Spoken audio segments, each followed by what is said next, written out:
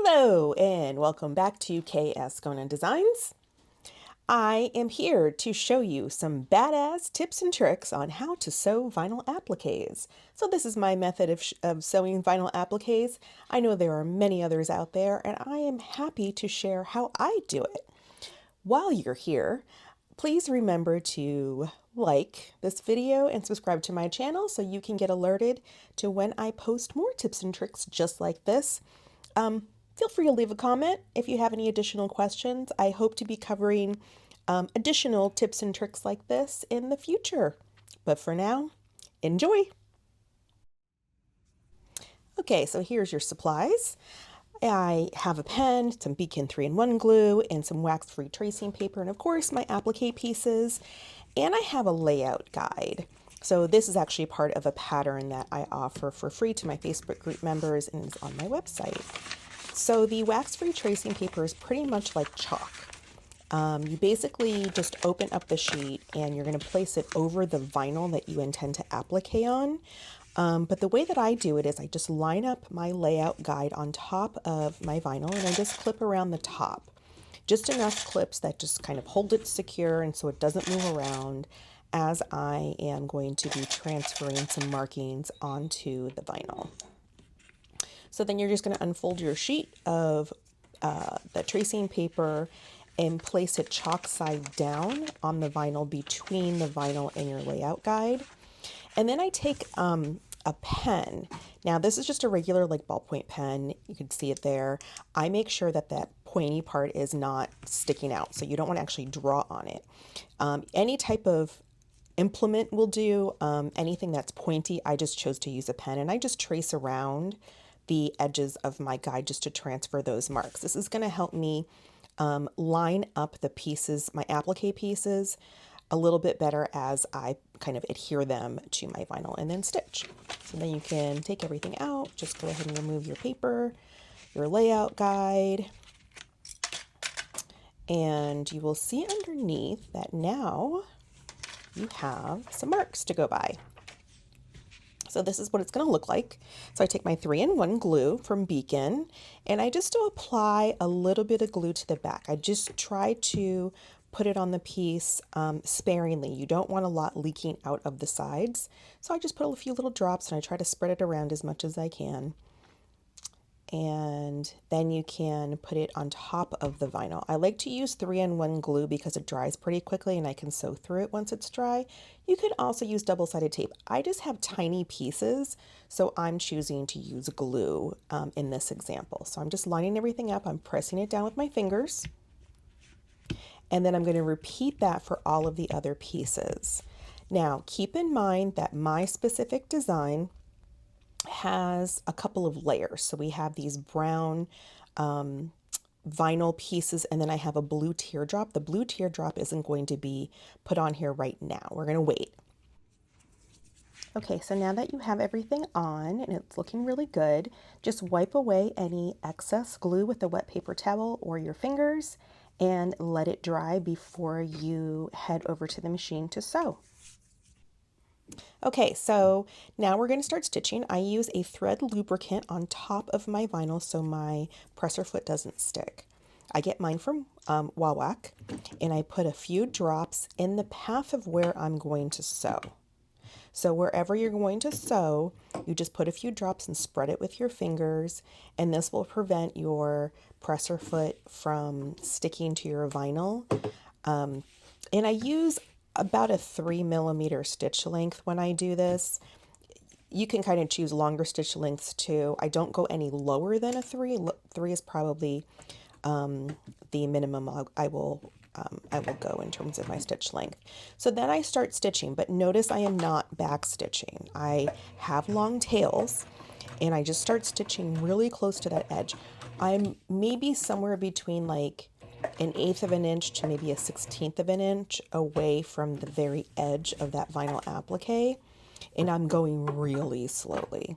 So what I just did is I forgot that I had my knee lift wasn't in my machine. The knee lift helps a lot. So if you have a knee lift, put the knee lift on, and it makes it easier for you to stitch and pivot your work as you're sewing. So I find that it helps a lot, so I don't have to keep like pulling up the lever in the back to stitch or to move the presser foot to stitch. So you just keep going as slow as you want. I go super slow. Notice I'm stitching, lifting, moving, stitching, lifting, moving. And then I'm also hand cranking here at the end just to get it in the exact area that I need it to be so that I can then pivot. There is sometimes a lot of hand cranking involved when I do appliques because I am working with really, really tight curves, so I tend to hand crank a lot. This one isn't too bad. I have some kind of wider areas that I can just stitch in and won't have to hand crank too much. And then just keep stitching all the way around. Just take your time. The key with appliques is taking your time. Just go slow.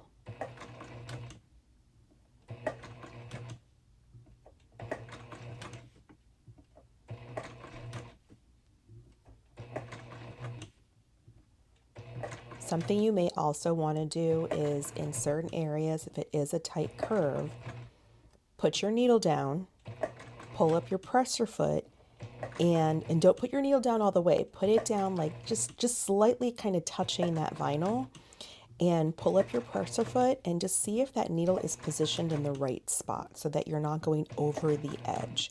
So I do that quite a lot just to make sure like the needle is exactly where I need it to be before I let it go deeper into the vinyl and then pull up the bobbin thread. So at the end here, I am going to try to finish in the spot where I started. And that's what I'm kind of having to adjust here. So if you finish in the spot where you started, it's going to look pretty flawless. And then you will look like it's a completed like stitch all the way around without having a back stitch. When you're done, go ahead and lift up your presser foot and pull your threads again. You want long threads. That's what it should look like.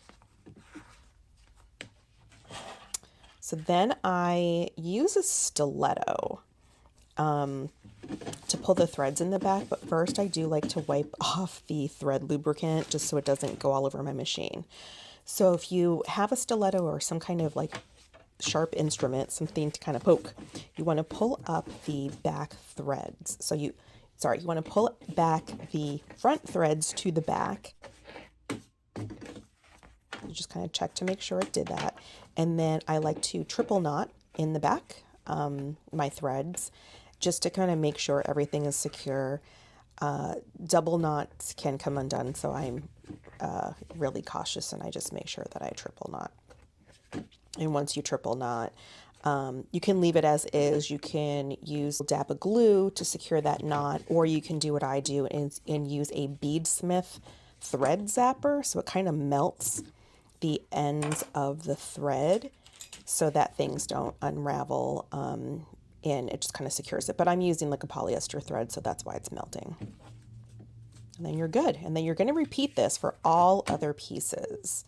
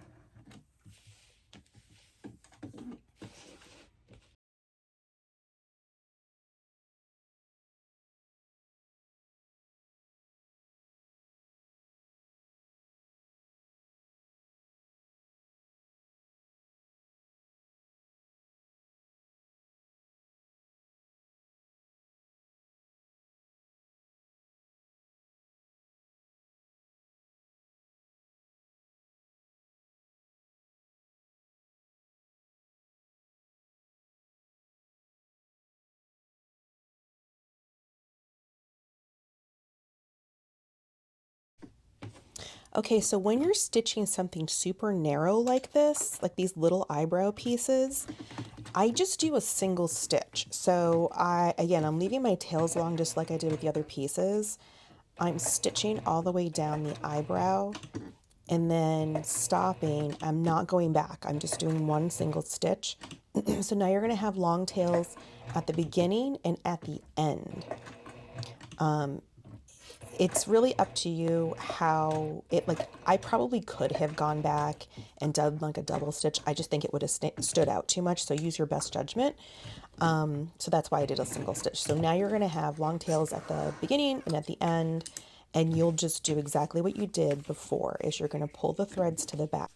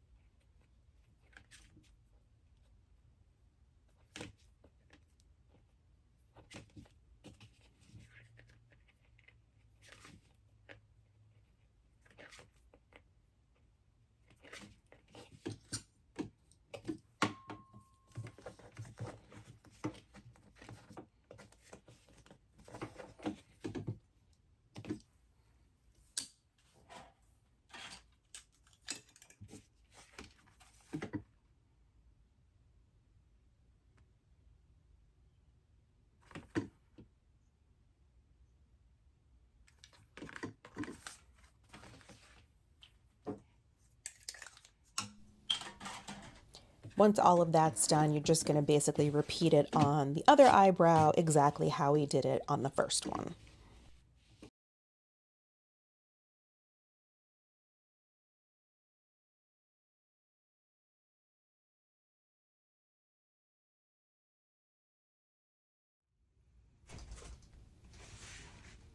Okay, so now we have the tear to put on. So same process.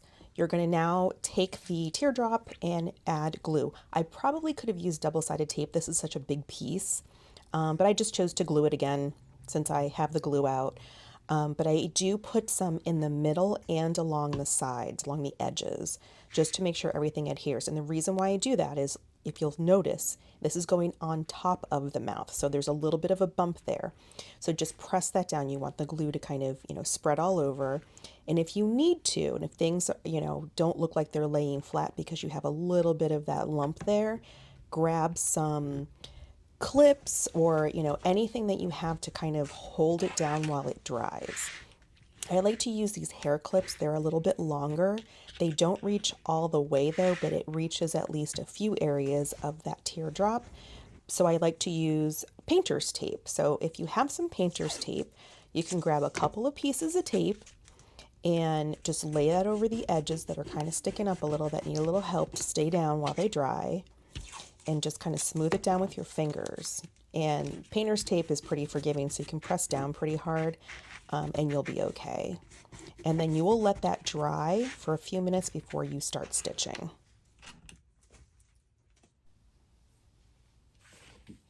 Okay, so now that things are dry, you can take off the clips and you can remove the tape.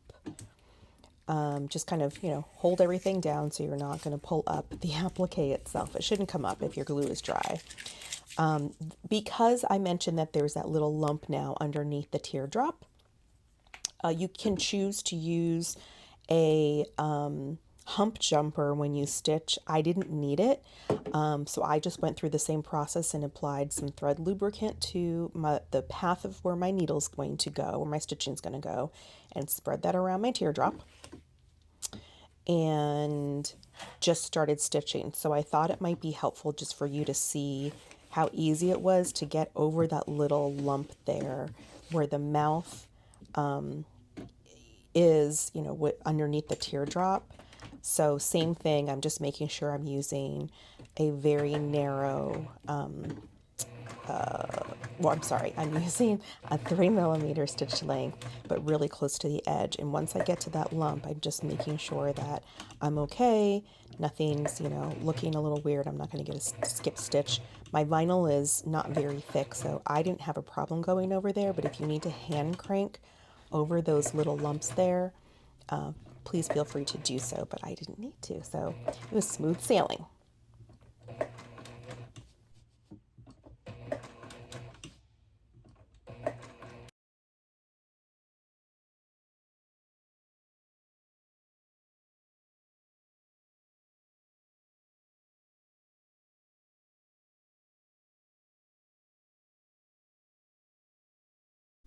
Okay, and with that, we are done. So that's what the applique should look like. So I hope this was a helpful tutorial, my Bad.Az tips and tricks. I hope you learned something. If you liked this tutorial, please make sure to like the video and also subscribe to my channel. It would really help me out, and it could also alert you when I have a new video posted. Until next time, bye.